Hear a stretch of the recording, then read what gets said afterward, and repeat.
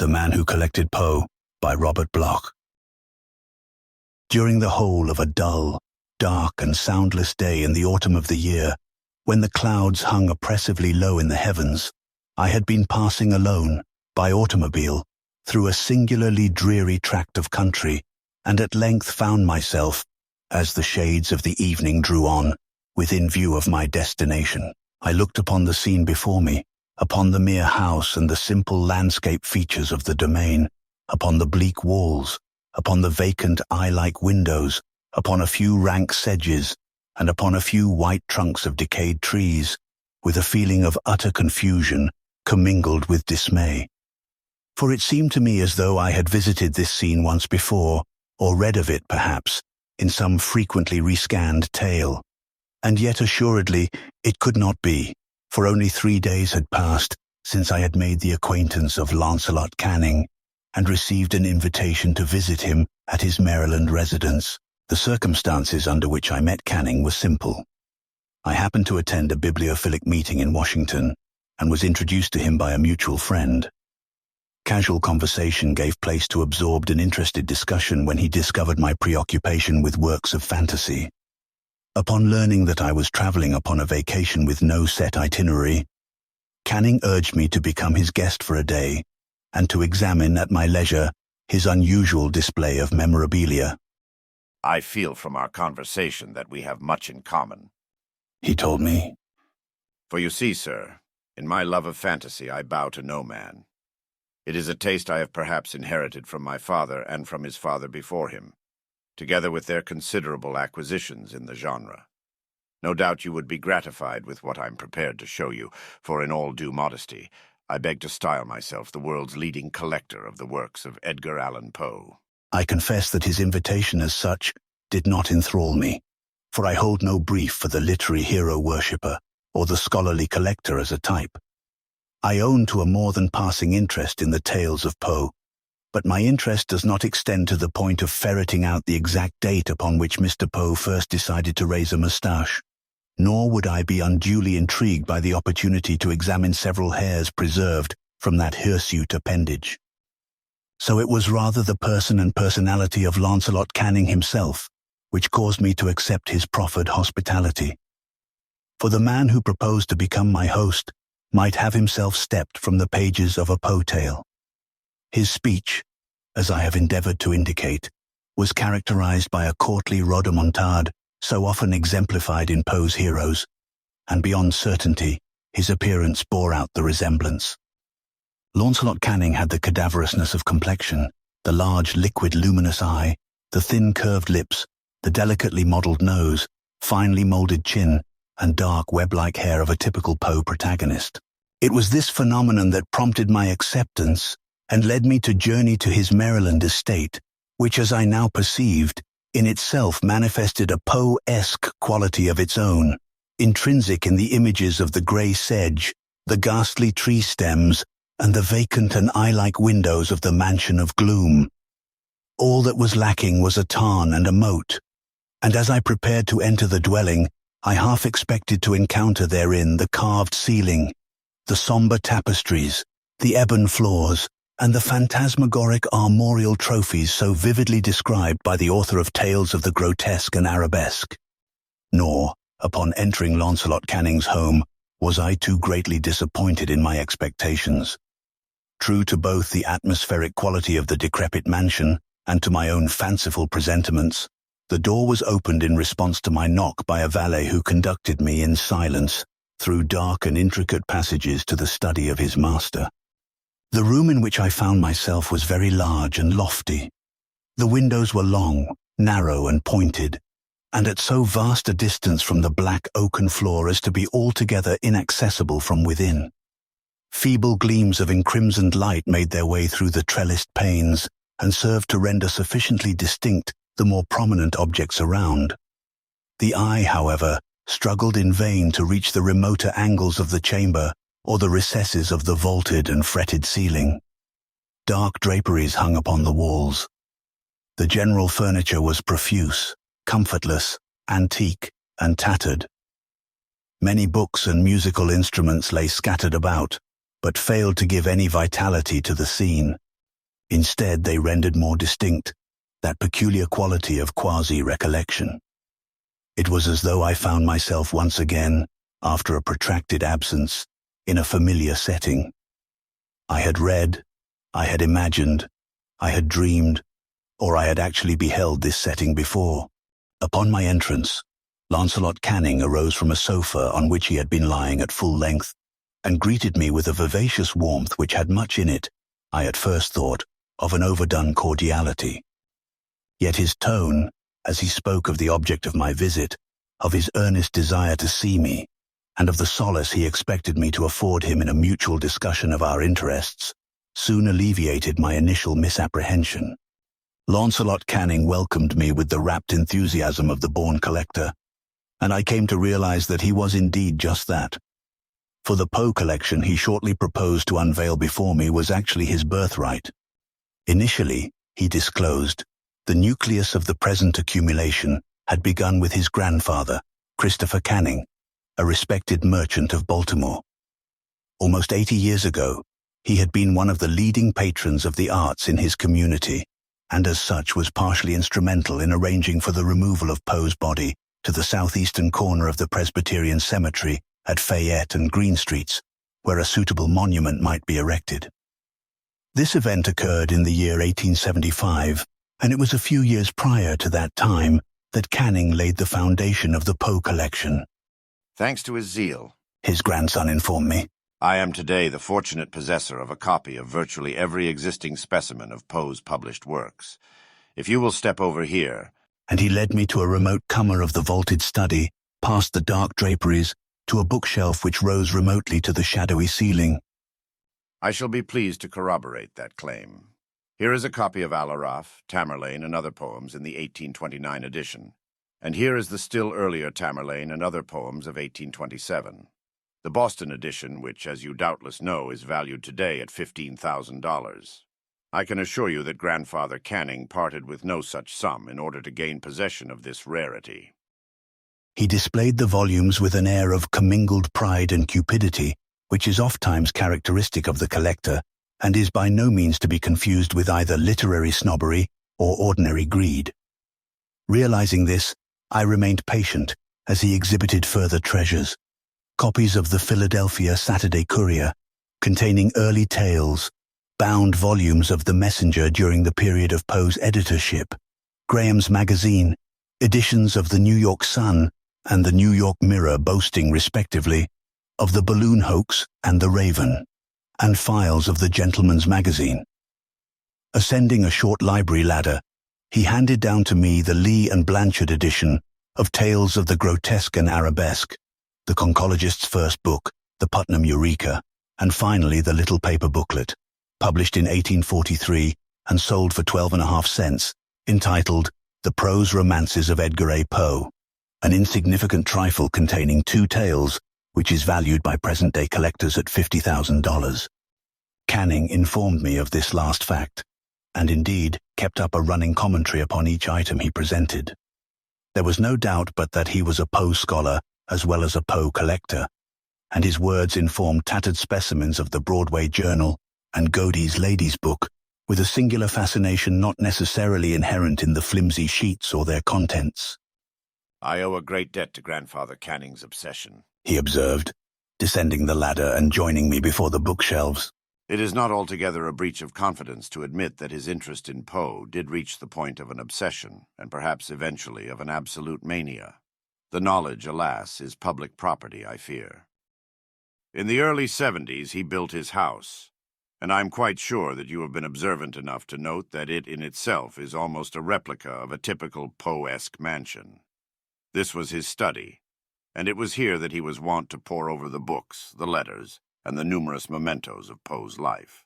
What prompted a retired merchant to devote himself so fanatically to the pursuit of a hobby, I cannot say. Let it suffice that he virtually withdrew from the world and from all other normal interests. He conducted a voluminous and lengthy correspondence with aging men and women who had known Poe in their lifetime, made pilgrimages to Fordham, sent his agents to West Point, to England and Scotland, to virtually every locale in which Poe had set foot during his lifetime. He acquired letters and souvenirs as gifts, he bought them, and, I fear, stole them, if no other means of acquisition proved feasible. Launcelot Canning smiled and nodded. Does all this sound strange to you? I confess that once I too found it almost incredible, a fragment of romance. Now, after years spent here, I have lost my own objectivity. Yes, it is strange, I replied. But are you quite sure that there was not some obscure personal reason for your grandfather's interest? Had he met Poe as a boy, or been closely associated with one of his friends? Was there perhaps a distant, undisclosed relationship? At the mention of the last word, Canning started visibly, and a tremor of agitation overspread his countenance. Ah, He exclaimed. there you voice my own inmost conviction.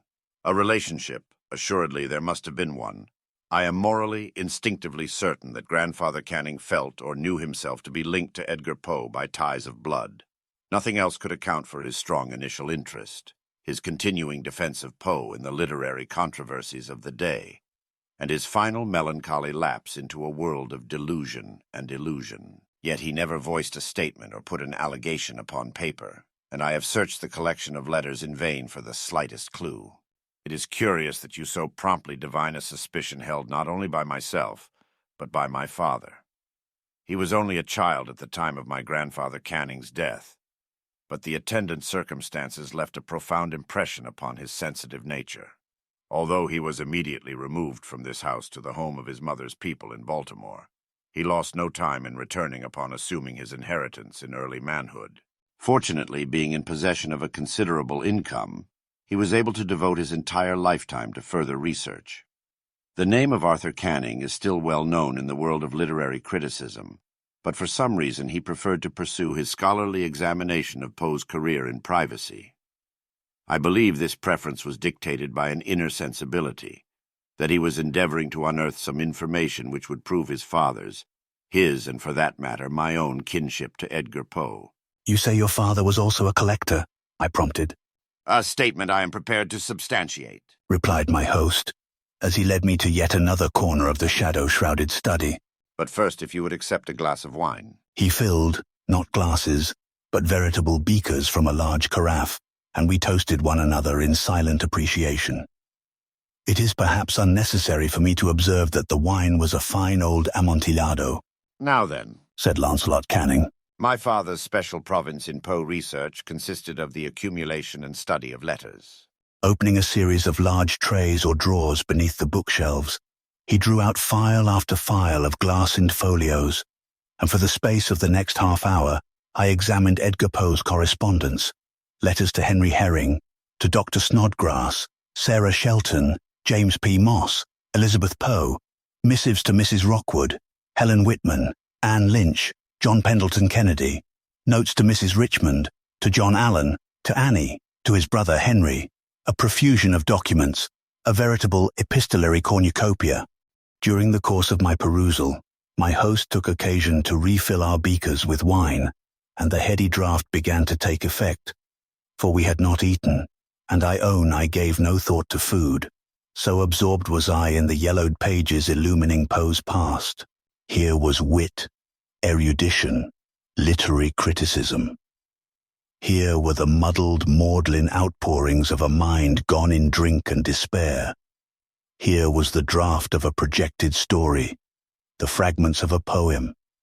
Here were a pitiful cry for deliverance and a paean to living beauty. Here were a dignified response to a dunning letter and an editorial pronunciamento to an admirer. Here were love, hate, pride, anger, celestial serenity, abject penitence, authority, wonder, resolution, indecision, joy, and soul-sickening melancholia. Here were the gifted elocutionist, the stammering drunkard, the adoring husband, the frantic lover, the proud editor, the indigent pauper, the grandiose dreamer, the shabby realist, the scientific inquirer, the gullible metaphysician, the dependent stepson, the free and untrammeled spirit, the hack, the poet, the enigma that was Edgar Allan Poe. Again the beakers were filled and emptied. I drank deeply with my lips, and with my eyes more deeply still. For the first time the true enthusiasm of Launcelot Canning was communicated to my own sensibilities. I divined the eternal fascination found in a consideration of Poe the writer and Poe the man. He who wrote tragedy, lived tragedy, was tragedy. He who penned mystery, lived and died in mystery, and who today looms on the literary scene as mystery incarnate. And Mystery Poe remained, despite Arthur Canning's careful study of the letters.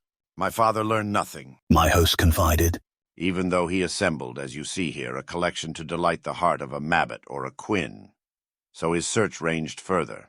By this time I was old enough to share both his interest and his inquiries. Come. And he led me to an ornate chest, which rested beneath the windows against the west wall of the study. Kneeling, he unlocked the repository, and then drew forth, in rapid and marvelous succession, a series of objects, each of which boasted of intimate connection with Poe's life.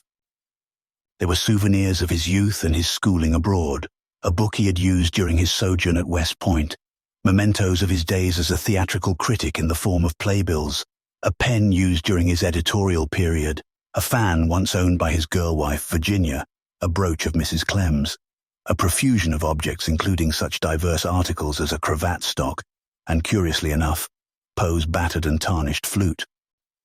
Again we drank, and I owned the wine was potent. Canning's countenance remained cadaverously wan, but moreover, there was a species of mad hilarity in his eye, an evident restrained hysteria in his whole demeanor. At length, from the scattered heap of curiosa, I happened to draw forth and examine a little box of no remarkable character, whereupon I was constrained to inquire its history and what part it had played in the life of Poe. In the life of Poe. A visible tremor convulsed the features of my host, then rapidly passed in transformation to a grimace, a rictus of amusement. This little box, and you will note how, by some fateful design or contrived coincidence, it bears a resemblance to the box he himself conceived and described in his tale, Berenice. This little box is concerned with his death, rather than his life. It is, in fact, the selfsame box my grandfather Christopher Canning clutched to his bosom when they found him down there. Again the tremor, again the grimace. But stay, I have not yet told you of the details. Perhaps you would be interested in seeing the spot where Christopher Canning was stricken. I have already told you of his madness, but I did not more than hint at the character of his delusions. You have been patient with me, and more than patient. Your understanding shall be rewarded, for I perceive you can be fully entrusted with the facts. What further revelations Canning was prepared to make I could not say, but his manner was such as to inspire a vague disquiet and trepidation in my breast. Upon perceiving my unease, he laughed shortly and laid a hand upon my shoulder. Come, this should interest you as an aficionado of fantasy, He said. But first another drink to speed our journey. He poured, we drank, and then he led the way from that vaulted chamber, down the silent halls, down the staircase, and into the lowest recesses of the building, until we reached what resembled a dungeon, its floor and the interior of a long archway, carefully sheathed in copper. We paused before a door of massive iron. Again I felt in the aspect of this scene an element evocative of recognition or recollection. Canning's intoxication was such that he misinterpreted, or chose to misinterpret, my reaction. You need not be afraid. He assured me. Nothing has happened down here since that day, almost 70 years ago, when his servants discovered him stretched out before this door, the little box clutched to his bosom, collapsed, and in a state of delirium from which he never emerged. For 6 months he lingered, a hopeless maniac, raving as wildly from the very moment of his discovery as at the moment he died, babbling his visions of the giant horse, the fissured house collapsing into the tarn, the black cat, the pit, the pendulum, the raven on the pallid bust, the beating heart, the pearly teeth, and the nearly liquid mass of loathsome, of detestable putridity from which a voice emanated. Nor was that all he babbled, Canning confided, and here his voice sank to a whisper that reverberated through the copper-sheathed hall and against the iron door. He hinted other things far worse than fantasy, of a ghastly reality surpassing all of the phantasms of Poe. For the first time, my father and the servants learned the purpose of the room he had built beyond this iron door, and learned what Christopher Canning had done to establish his title as the world's foremost collector of Poe. For he babbled again of Poe's death, 30 years earlier, in 1849, of the burial in the Presbyterian cemetery, and of the removal of the coffin in 1874 to the corner where the monument was raised. As I told you, and as was known then, my grandfather had played a public part in instigating that removal. But now we learned of the private part. Learned that there was a monument and a grave, but no coffin in the earth beneath Poe's alleged resting place. The coffin now rested in the secret room at the end of this passage. That is why the room, the house itself, had been built. I tell you, he had stolen the body of Edgar Allan Poe, and as he shrieked aloud in his final madness, did not this indeed make him the greatest collector of Poe? His ultimate intent was never divined, but my father made one significant discovery. The little box clutched to Christopher Canning's bosom contained a portion of the crumbled bones, the veritable dust that was all that remained of Poe's corpse. My host shuddered and turned away. He led me back along that hall of horror, up the stairs into the study. Silently, he filled our beakers, and I drank as hastily, as deeply, as desperately as he.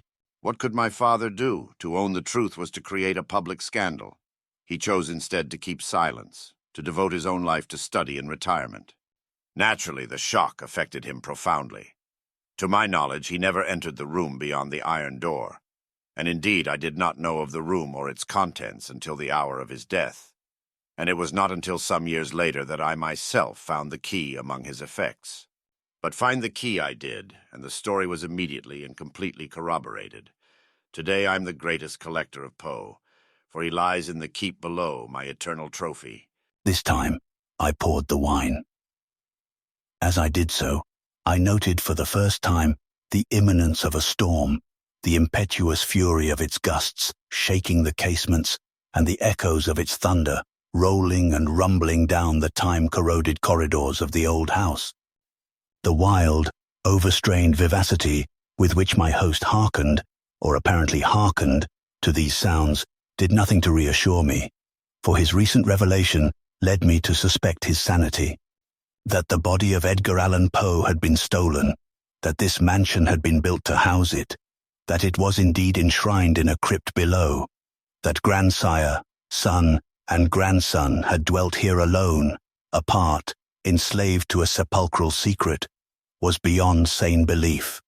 And yet, surrounded now by the night and the storm, in a setting torn from Poe's own frenzied fancies, I could not be sure. Here the past was still alive, the very spirit of Poe's tales breathed forth its corruption upon the scene. As thunder boomed, Launcelot Canning took up Poe's flute, and whether in defiance of the storm without, or as a mocking accompaniment, he played, blowing upon it with drunken persistence, with eerie atonality, with nerve-shattering shrillness. To the shrieking of that infernal instrument, the thunder added a braying counterpoint. Uneasy, uncertain, and unnerved, I retreated into the shadows of the bookshelves at the farther end of the room, and idly scanned the titles of a row of ancient tomes.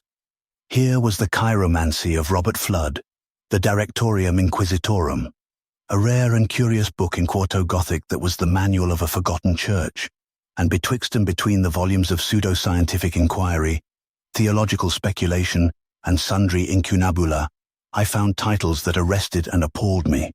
De Vermis Mysteriis and the Liber Ibon, treatises on demonology, on witchcraft, on sorcery moulded in crumbling binding.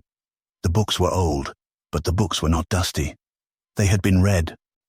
Read them? It was as though Canning divined my inmost thoughts. He had put aside his flute and now approached me, tittering as though in continued drunken defiance of the storm. Odd echoes and boomings now sounded through the long halls of the house, and curious grating sounds threatened to drown out his words and his laughter. Read them? I study them. Yes, I have gone beyond grandfather and father, too. It was I who procured the books that held the key, and it was I who found the key. A key more difficult to discover, and more important than the key to the vaults below. I often wonder if Poe himself had access to these selfsame tomes, knew the selfsame secrets, the secrets of the grave and what lies beyond, and what can be summoned forth if one but holds the key. He stumbled away and returned with wine.